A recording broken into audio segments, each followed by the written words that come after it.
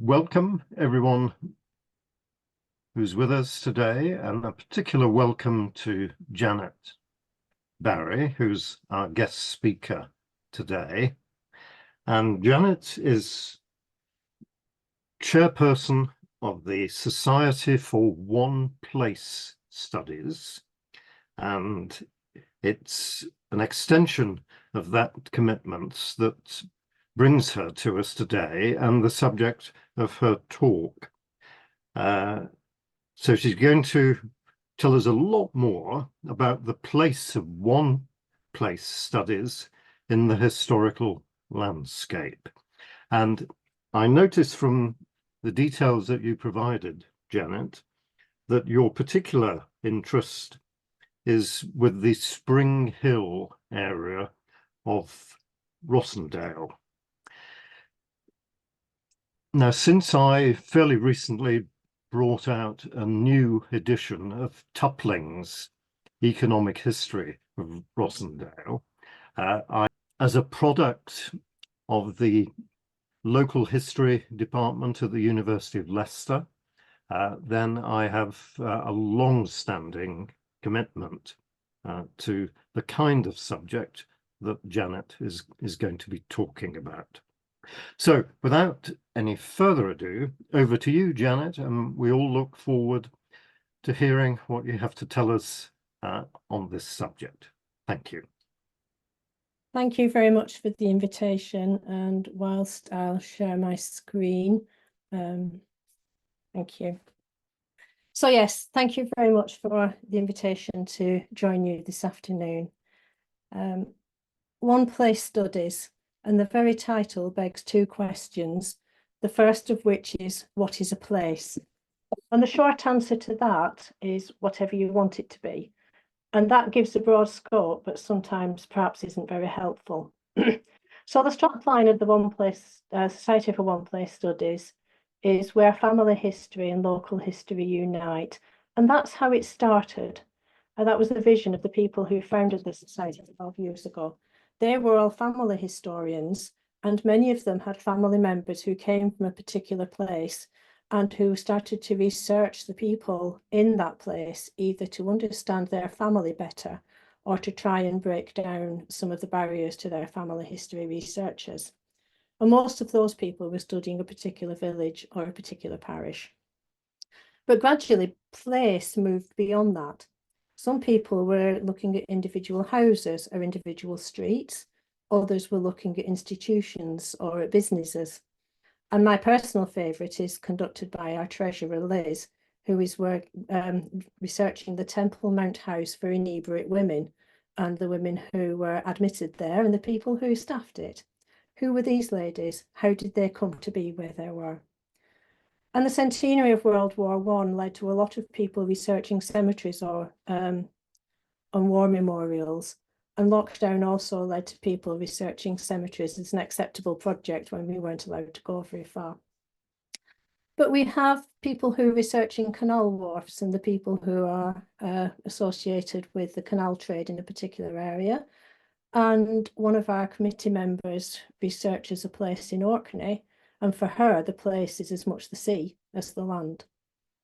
So if you're thinking of picking a place, the two criteria are that it has to hold your interest, and it helps if the records are available in a language that you can understand. It certainly isn't necessary to live in a place to be able to research it, and some of our members live at the opposite side of the world to the places they're studying. So the second question we get asked is, what is a study? Now, this is a gross oversimplification, so I apologise for this at the start. But in general, family historians will study everything related to their families. And local historians perhaps will research history at the local level, but the place is partly determined by the record survival as much as by an interest in the particular place per se. And the focus may vary: political, economic, social, military, whatever. But the key thing is that it is local or regional rather than at national level. One place studies concentrate on a particular place, and our focus will vary with the nature of the place and with the interests of the record, the interests of the research and the availability of the records. So there's a number of ways in which people can get in. And most people will start from either a family history or a local history perspective. A few start with a population history approach and have started looking at in or out migration, for example, or the change in the population structure over time, and have moved out from that into things that are more personal. Others start from something more physical, the nature of the ground, what's underneath that in terms of bedrock and soil, and how that influences the economic use, and therefore the human and the social uses to which that place has been put. And these are only examples, and pretty much any area of history can be used as a way in. So I'm researching 3 areas. Top left is Springhill House, the main property in the Springhill area of Rossendale, and that initially began as a house study. Top right is Newlands Chapel in the Lake District, just outside Keswick. And that started off as an offhand comment on social media that it was perfectly possible to do a one-place study using only free resources. And then that became a challenge to, well, go on and do it then. So that's how that started. Bottom in the centre is Bank Street in Rossendale, and that began after finding a document in the local museum, which was the reminiscences of a lady describing Bank Street in 1884. And of course, the temptation to compare that with the 1881 census and take it from there just became too much. But as an example of a different place that could become a focus of a one-place study, I would love to do the Great Orme. You could concentrate on the Bronze Age aspects, on the mining, on the military, on the occupants of the cemetery, on the impact of tourism. There's so many things through the Great Orme in Llandudno that would make the foundation of a good study. But the problems there are time and my lack of Welsh. Given that one-place studies are so broad, Dr. Janet Few wrote a booklet entitled 10 Steps to a One-Place Study, which many people use as a guide. Others find it a bit artificial. But essentially, it involves researching both the physical and the human properties of a place, and then using these findings to make connections, answer questions, draw conclusions, place our findings in the wider context, and then finally encouraging us to both share our researches with others and to enthuse others to give it a go. So taking Springhill as an example, on the left, we have the receipt for the purchase of a house in the Springhill area that was sold by Dr. E.L. Comston to Mr. Harry Taylor in 1936. The centre is a picture of the house in question. Now, to orientate you, that is the back of the same house that you saw the front with the willow tree earlier. That house was, Harry Taylor was my grandfather, and 5 generations of my family have lived in that house over a period of 90 years. And the house is obviously a part of a larger property that has been subdivided. And the picture on the right shows the remains of an old staircase from somewhere to somewhere. And this in itself raises a number of questions. When was it built and for who? Where did they get their money from? When was it extended and why? When was it subdivided and why? How were the various houses put together? Was it subdivided in one block or in subsections? But taking a closer look at the receipt, it's actually altered from a GP's invoice for medical services. He's crossed out for professional services and put for the sale of some sort of the lawn house. That indicates that the doctor may well have practiced from the house, and that leads to other questions and areas for research. And incidentally, the receipt is actually for the wrong property. My grandfather actually purchased Sunset View, which is the one with the white pointing, and Lawn House is the darker one on the right-hand side.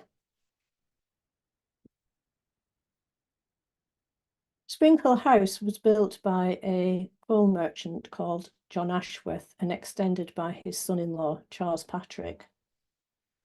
Patrick owned a large, between them, Patrick in particular owned a large proportion of the land in the village. When and from whom did they buy it? Why did they want it? Why did they need to sell it? Did they make money or were there liabilities? Was he a good landlord? And it soon became apparent that it was impossible to study the history of the house without the history of the wider area and the context. And this is an extract from Bain's directory of 1825. Our John Ashworth isn't there at the moment. You can see fourth from the top, coal merchant Richard Ashworth, which is actually his father. And you can see the preponderance there of the Ashworths and Taylors. And I'm sure I'm not the only person for whom the occurrence of frequent surnames makes historical research somewhat difficult at times. That is the census from 1861 for the same property. The red box is round Charles Patrick. You can see from the previous slide that the local people at the time were woolen manufacturers, baize manufacturers, coal merchants. There were people of some standing. By 1861, it's far more utilitarian, so that amongst the sub-inspector of factories, the cotton manufacturer, the people living off their own means, you have a general labourer, a pipe fitter, a laundress. So how did that come about, that change in the distribution of the local population over a period of about 40 years? So these are the sort of questions that starting a one-place study can prompt. And at this point, I want to say a huge thank you to anybody who has been involved in transcribing and publishing and making available primary sources over many years. It makes a vast difference to be able to access this stuff in libraries and increasingly online. So to those individuals and societies who have been doing that, thank you for your efforts. So that's quite often how it can start, and that's how mine started. Where can it go? Well, pretty much the whole of history. And let's start with the record linkage. On the left, we have the inventory of Adam Bridge, a yeoman who died in 1664. It itemises his effects so we can get some idea of his lifestyle.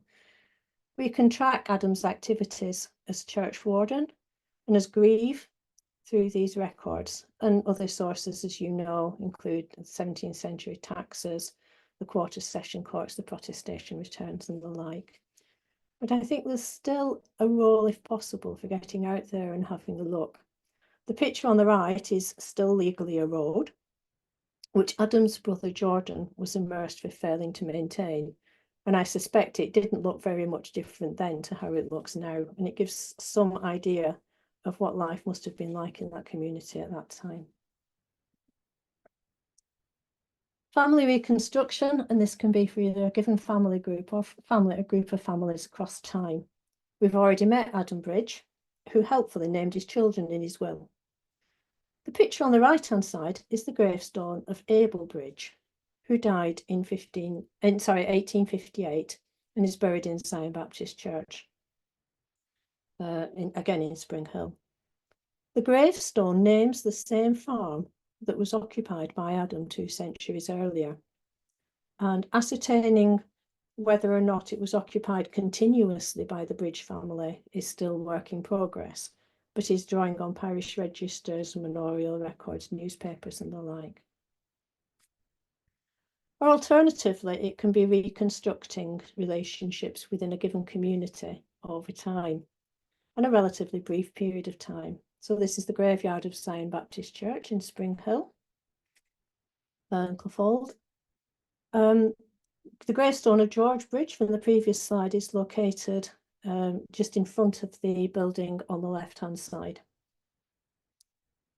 My aunt used to joke that before she was married, she was related to the half of the congregation of this church, and that after marriage, she had married into the other half. And be that as it may, reconstructing the family relationships between the inhabitants of these graves does demonstrate many familial links. This isn't my work, so I can't speak in detail about it. It's the work of Jane Harris. But this is the family tree of Nonny Low of North Brimson Walls in Orkney. The green arrow that loops across the centre, the lower centre, indicates a dual connection between individuals by ancestry and by marriage. It's not particularly atypical of small communities and looks relatively straightforward. Nonny is the girl in the top right of this picture with the arrow pointing to her. Again, Nonny here has the red arrow pointing to her, and this is in her wider context, showing her indirect and direct relationships with links between the various individuals colour-coded. And this illustrates the complexities of relationships within a small community. And the patterns might highlight other areas to study. There's the group in the centre top area that looks suitably tangled to be worth exploring, for example. Okay. Where the other way is another way it can go is into social networks rather than familial ones. We've already mentioned Charles Patrick, the son-in-law of the coal merchant who built the Springhill house. He was a sub-inspector of factories. He was a captain in the Duke of Lancaster's yeomanry. He was an active huntsman, and that's him on the rearing horse in the graphic in the centre. He was Conservative local government representative.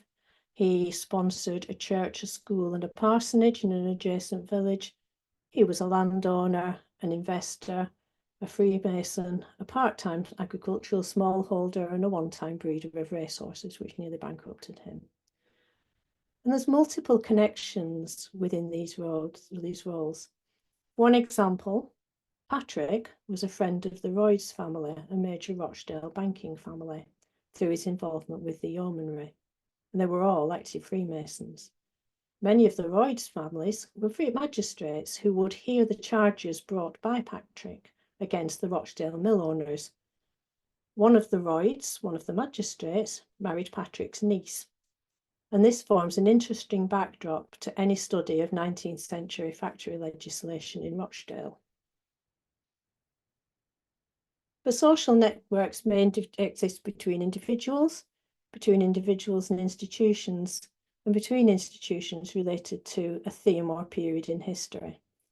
And this is a sketch outlining a possible piece of work looking at the relationship between nonconformism and conscientious objection in World War I. So we'll start with the Reverend James Barton Turner in the red box on the left-hand side. He was a local Baptist minister, a failed missionary, and a lecturer in biblical languages. He was also a pacifist, and although exempt from call-up himself, he ran training sessions for local conscientious objectors. He didn't get permission from his trustees to hold them in the Baptist chapel, so they were held in a local gospel mission, which is an independent mission, didn't need permission to do that. He was also a socialist and stood for Parliament as a Labour candidate. The gentleman in purple underneath that is John Hart, another Springhill resident, a member of Barton Turner's congregation and whose brother was killed in World War I. And Hart left money to the Peace Pledge Union in his will. And this can show easily how rapidly people and institutions can become interconnected. Another possible area for study is of trading patterns. The gentleman in the red box, Taylor Grimshaw, is one of my ancestors, who again lived in Springhill and who was a barber and hairdresser. Did he have any competition to trade? Who else was trading? What other trades were happening in the local community, and what did residents have to travel for? What could they buy locally? How far did they have to go to get anything? Who were the great and good? And what were the connections both within that community and within the wider community? Where did the post go, and why did it go there and not somewhere else? Now, I'm sure I don't need to tell this audience, and I'm not sure I can even pronounce it, prosopography, I apologise. But the investigation of the common characteristics of a group of people when the information on individuals may be either limited or unavailable. And it means you can have a collective picture of an area of study where detail of individuals might be lacking. So on the left, we have a copy of the Order of the Quarter Sessions of 1691, which licensed the house of Abraham Howarth in this area as a meeting place for worship. On the right is the testimony about the bad character of James Pilling, dated 1686, in which he is stated to be a lawless person who cares not so what he doth speak or swears, based on his being an idle, dissolute person of bad fame, credit, and repute, who committed divers petty theft and felony. And this is a different Adam Bridge who signed the testimony against Pilling. This is nearly 100 years later. There's a third document, which I haven't shown, seeks maintenance from Francis Bridge in 1661 for abandoning his wife in labour. The wife subsequently exposing the infant, who was rescued by a poor woman and brought to the parish, and Francis was later chased for maintenance. And combining snippets of information like that can give a good picture of life in a place in the 17th century or other period, even if particular information about individuals is lacking. Many of you will also know about Wrigley and Schofield's work on the population history of England, which took data from over 100 parishes and analysed them for mortality crises, amongst other things, when the probability that the rise in mortality was not due to chance. On my study of the Newlands Valley in Cumbria, Newlands is within the parish of Crosswaite, and Crosswaite is one of the parishes that was studied by Wrigley and Schofield. So the graph is the burial entries for males and females in Crosswaite between 1589 and 1600. This is raw data. A number of trend lines could be applied to it, but it's pretty obvious that something was killing people in Crosswaite at that period. What was it? But also, what was the impact at a local level? The picture on the right is the extract from the burial register for Crosswaite for August and September 1598. And it's evident that a high proportion of the people who died at that time were from two families in Keskadale in the Newlands Valley. And even though Keskadale was probably slightly larger now than it is now, the two farms it comprises of now, the impact on that community must have been significant. And again, there's no congruence between the people who died.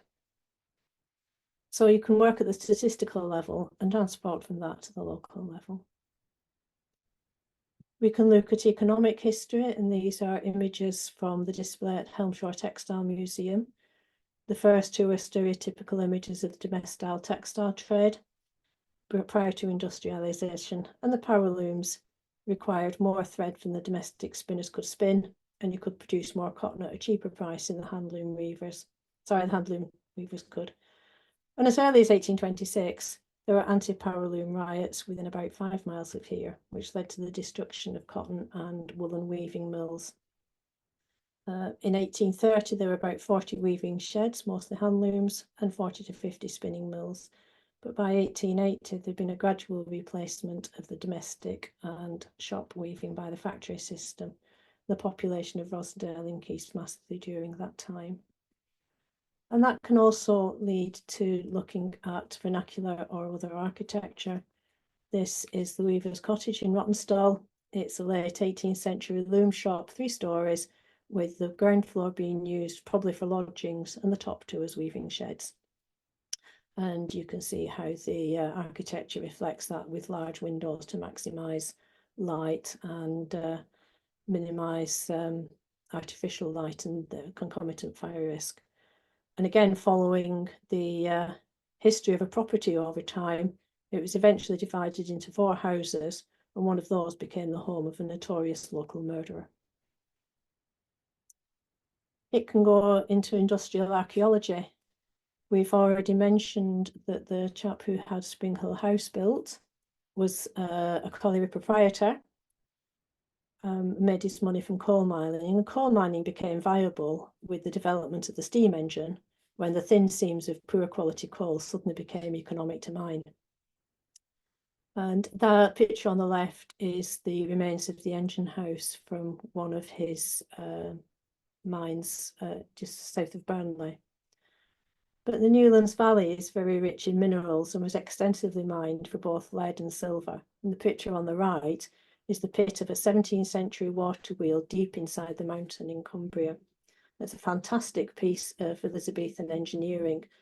And I never thought when I started one place studies that it would lead to me becoming an underground member of the British Caving Society. So beware where this may take you.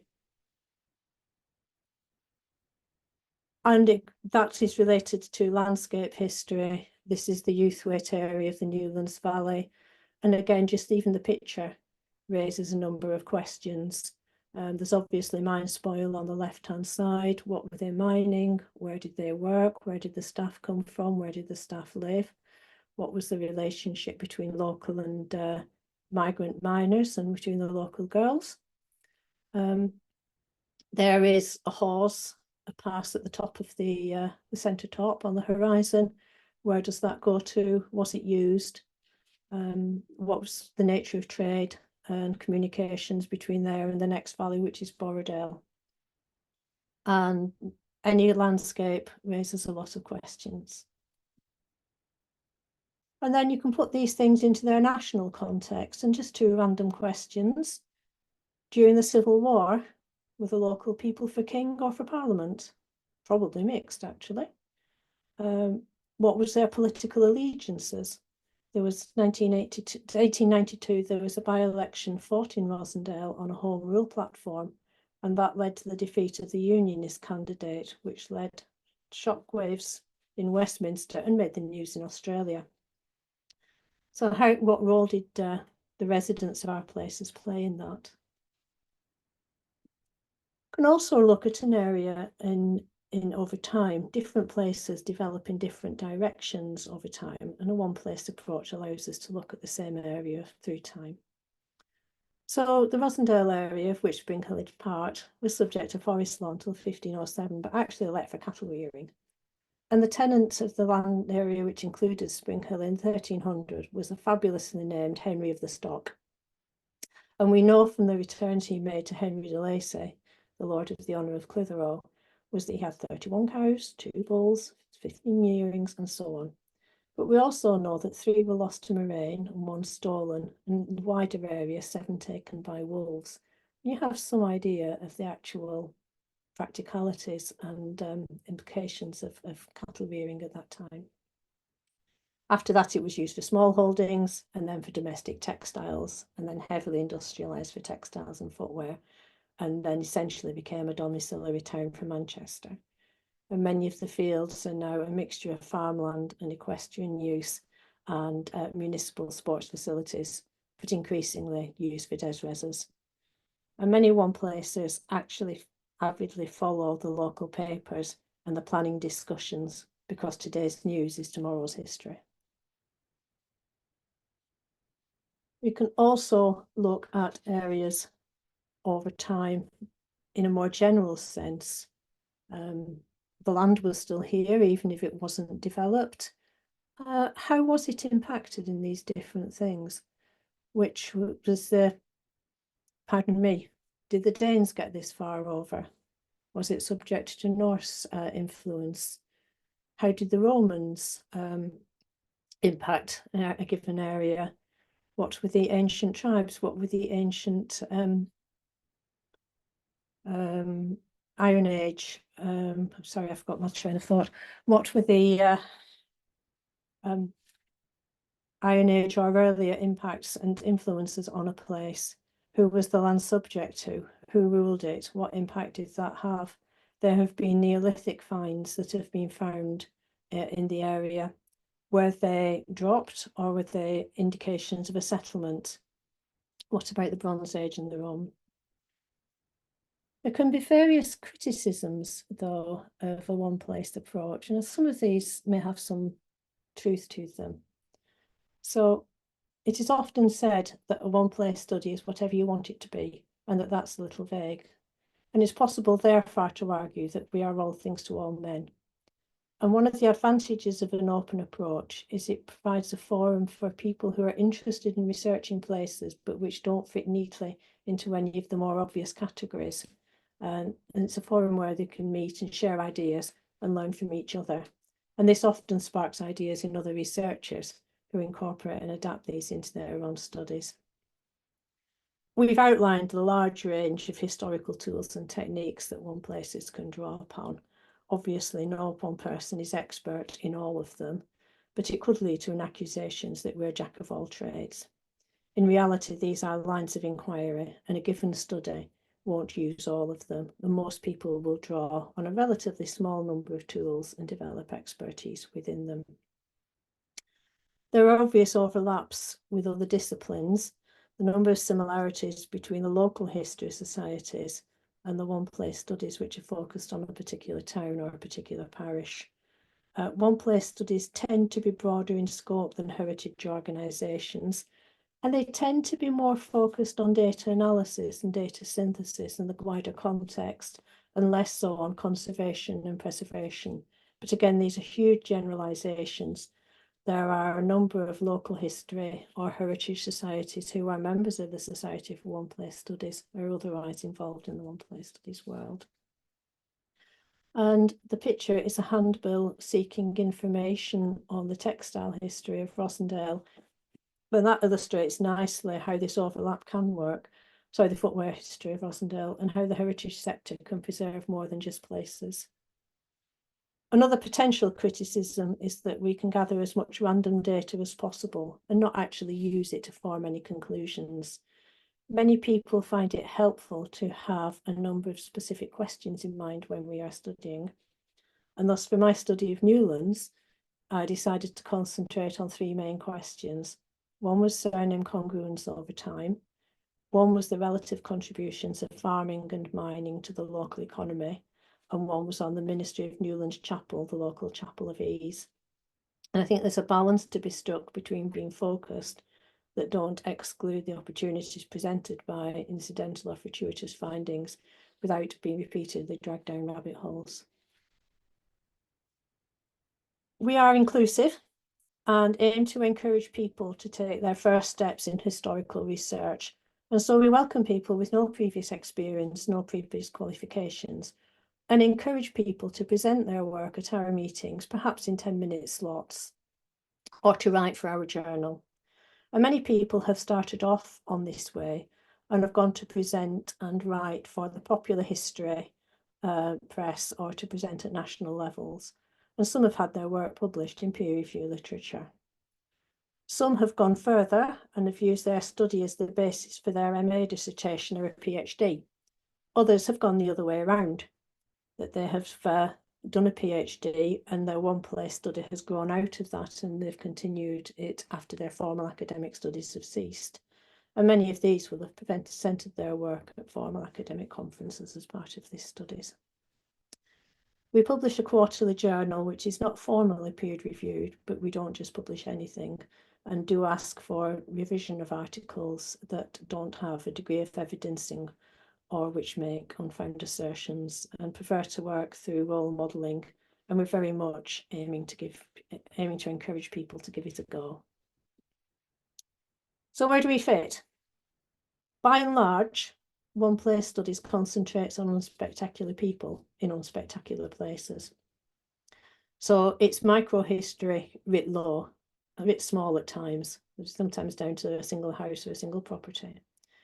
But we take a constructivist approach, and even if a study is conducted by just one individual, then the sharing of learning and ideas through discussions and social media end up to the enrichment and the development of our studies, and we all learn from each other, even if the area of obvious overlap is quite small.